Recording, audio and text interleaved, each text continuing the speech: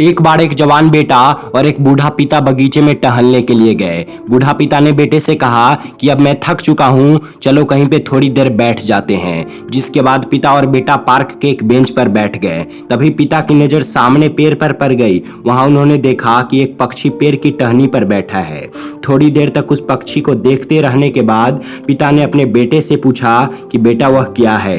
बेटे ने प्रश्न का उत्तर देते हुए कहा कि वह तोता है।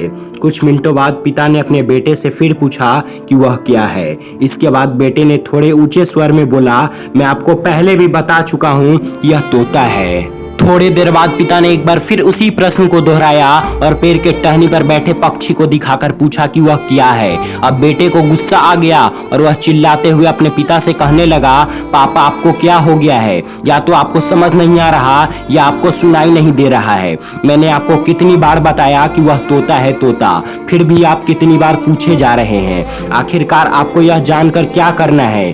बेटे की बात सुनकर बूढ़े पिता ने विनम्रता पूर्वक धीमी आवाज में कहा, बेटा मालूम है जब तुम करीब 4-5 साल के थे तो तुमने यह सवाल मुझसे 25 बार पूछा था और यह पूछते वक्त तुम मुझे इतने प्यारे लग रहे थे कि मैं तुम्हारे हर सवाल पर तुम्हारे गाल पर एक किस देता और तुम्हें जवाब देते हुए कहता कि वह तोता है। लेकिन तुम तो केवल मेरे 3 बार पूछने पर ही गुस्सा हो गए। दोस्तों, यह तो सिर्फ एक कहानी है, लेकिन वास्तव में कई लोग अपने माता पिता के बूढ़े हो जाने पर उनके साथ अच्छा व्यवहार नहीं करते।